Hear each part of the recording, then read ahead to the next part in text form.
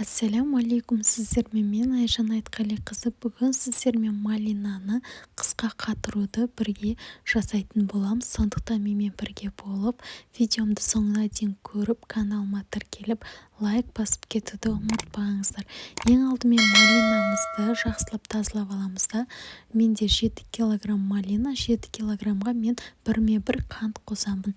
Міне осы екеуін осылай жақсылап араластырып шығамын. Астынан үстіне сөйтемін да 4-5 сағатқа қойып қоятын боламын. 4-5 сағаттан кейін байқасаңыздар суы шығады және қанты ери бастайды. Егер де сіздер малинаны қайнататын болсаңыздар, онда осы жағдайда оттың астын баяу қойып қоясыздар да қайнатсаңыздар болады. Астын міндетті түрде араластырып отырасыздар. Мен қайнатпаймын, себебі мен қыстың күні осы малинаны свежий қылып жегенді жақсы көремін. Сол себепті осылай араластырып, бірінші қантпен араластырып, суын шығарып аламын. Одан кейін бұның адамға деген пайдасы өте көп. Витамин С бар құрамында. Тұмауратып қалған кезде қыстың күні жылы суға салып, езіп, ішіп алсаңыздар керемет болады. Сондықтан негізінде қайнатпай жапқандарыңыз өте пайдалы. Тек тоңазытқышыңызда орын болса болғаны. Міне қараңыздар, 4-5 сағат уақыт өтті. Малинам еріді. Енді блендермен осыны бір қалыпты езіп шығатын боламын.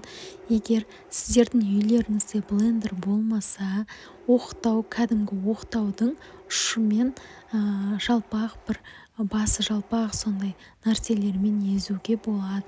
Мен осылай блендермен еземін. Сонда бір қалыпты езіледі және қанты толық араласып бірдей болып шығады. Сондықтан міндетті түрде болып жатса осылай блендермен езгендеріңіз жақсы. Енді бұны қалай қатырамыз? Кез келген ыдыс бола береді, тек әйнек ыдысқа құймайсыздар.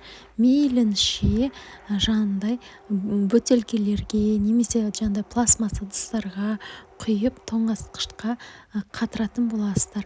Қыстың күні соны жейтін кезде алдын ала шығарып қоясыздар. Өзі осылай ериді. Содан кейін барып болды, қолдана берсеңіздер болады. Мен келесі ыдысты езіп жатырмын. Менде 7 килограммнан осылай 2 ыдысқа бөліп езген болатым. Сондықтан екеуінде бірдей өлшеп салып құйдым. Соның екіншісін езіп жатырмын. Міне қараңыздар. Енді мен сіздерге осыны қазір қалай ерген көрсетіп жіберейін. Міне қараңыздар, керемет болып еріп шықты. Түсі деген әдем болды. Осымен біздің малинамыз дайын. Ыдыстарымызға құйып қатыра береміз. Қыстың күні аласыздар да шығарасыздар да қолдана бересіздер. Ем болсын, каналыма тіркеліп кетіңіз.